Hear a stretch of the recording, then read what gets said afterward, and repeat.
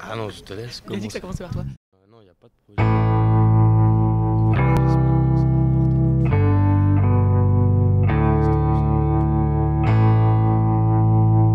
En général, je suis très touché quand j'ai affaire à des personnages, bon, quand on connaît la fin du film, que je ne dévoilerai pas, qui vont aussi loin dans les comportements, si vous voulez. Je me dis, mais bon, ce ne sont pas des monstres, ce ne sont pas des fous, donc c'est des gens, peut-être que ça pourrait m'arriver d'aller aussi loin.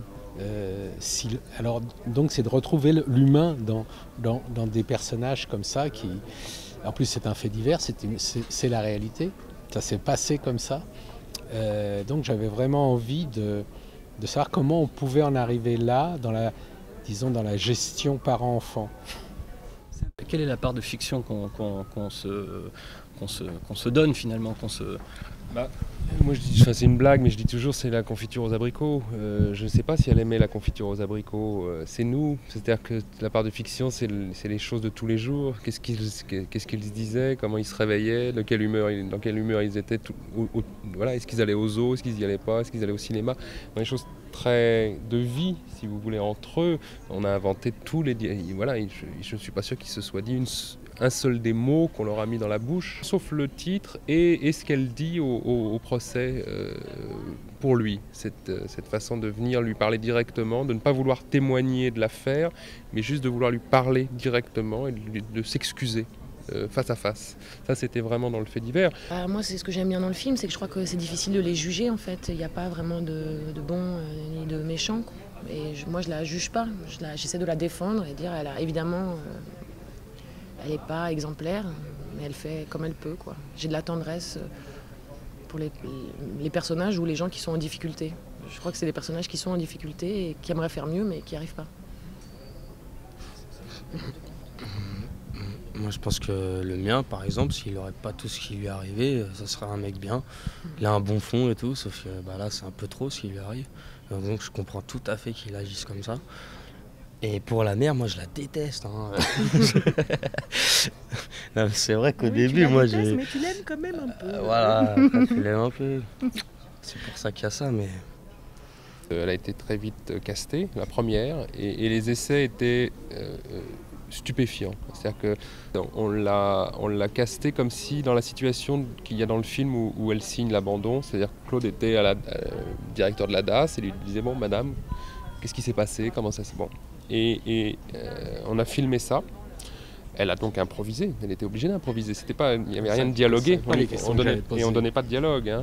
Elle se démerdait avec ça. Et elle était tellement stupéfiante qu'on a donné le DVD à Jean-Louis Livy et il a cru que c'était de la doc. Il a cru que c'était une doc en fait. Il a cru que c'était une mère qui avait abandonné ses enfants, qu'on avait été voir et puis qu'on lui avait posé des questions voilà, pour en savoir plus nous. Et 80% des dialogues qu'elle a sortis pendant cette impro se sont retrouvés dans cette fameuse scène. Dans le film. Voilà. Vincent Rottier fait partie de ces gens que la caméra aime. Il a à la base une grande justesse. Les dialogues lui allaient très bien, mais voilà, il a une présence exceptionnelle à l'écran. Il brûle la pellicule, il a ce regard, il a cette justesse, il a cette sobriété j'espère qu'il va garder le plus longtemps possible parce c'est un jeune acteur. Mais ce qui est merveilleux, c'est qu'il cherche à ne rien prouver de son talent. Il est et il est très facile à travailler parce que vraiment la première prise est la bonne. Hein. C'est plutôt les autres acteurs qui doivent s'aligner. C'est un petit peu instinctif. Et après, j'ai aussi travaillé de mon côté, mais juste chez moi. Je relis la scène, j'essaie de bien comprendre qu'est-ce qu'il pense à ce moment-là. Après, c'est moi, je me fais mon idée du personnage, mais sans plus de travail derrière, quoi. C'est mon travail à moi, mais j'ai pas fait de recherche, j'ai pas lu de livres, j'ai vu leur vrai personnage, j'ai pas regardé des films, c'est de mon côté, chez moi, dans ma chambre. J'apprends ma petite scène, je me la fais moi-même, tout seul. C'est pas fait assez plus construit. Je dirais pas. Voilà. Oui, après je dirais pas que c'est une méthode sur tous les films, étant donné que le personnage est quand même très loin de moi. En effet, c'était plus difficile de l'interpréter sans un tout petit peu me documenter, essayer de la justifier, parce que c'est pas évident de jouer une femme qui n'est pas aimable. Moi, j'agirais jamais de cette façon-là. J'ai pas spécialement manqué d'amour dans ma vie. Le personnage est comme ça, donc en effet, si j'avais à jouer une fille de 30 ans, parisienne, ce serait plus simple. Mais le personnage est à distance, donc il fallait que je le rapproche au maximum. Je dirais pas que c'est une recette systématique, mais le personnage, il parle pas comme moi, il ne se déplace pas comme moi. Et j'avais, quand j'ai tourné, ni 16, ni 37. Peut-être qu'ils vont se reconnaître, peut-être pas. Parce que peut-être c'est tellement loin de ce qui se disait tous les jours, ou peut-être que c'est des gens qui vont pas au cinéma, ou, vous voyez, lui il va peut-être se reconnaître à cause de la phrase, à cause du titre. Pas du tout, je voudrais a priori pas les rencontrer. Je trouve que c'est difficile de jouer, même s'il fallait jouer des personnages célèbres, c'est difficile de s'approprier ces personnages si ils existent. Je trouve que c'était plus facile de dire, bah voilà, c'était leur histoire et on va essayer de la faire nôtre. Je préférais ne pas les rencontrer. S'ils apparaissaient. Je devrais gérer ça, mais ça c'est l'histoire de vie, quoi. Je sais pas. Ça a été la même chose, ouais. Je voulais pas trop savoir avant. En plus, c'est pas les vrais noms, c'est pas comme si c'était vraiment la vie d'un mec qu'on reprenait. Là, ça change. Donc, j'avais pas besoin d'imiter.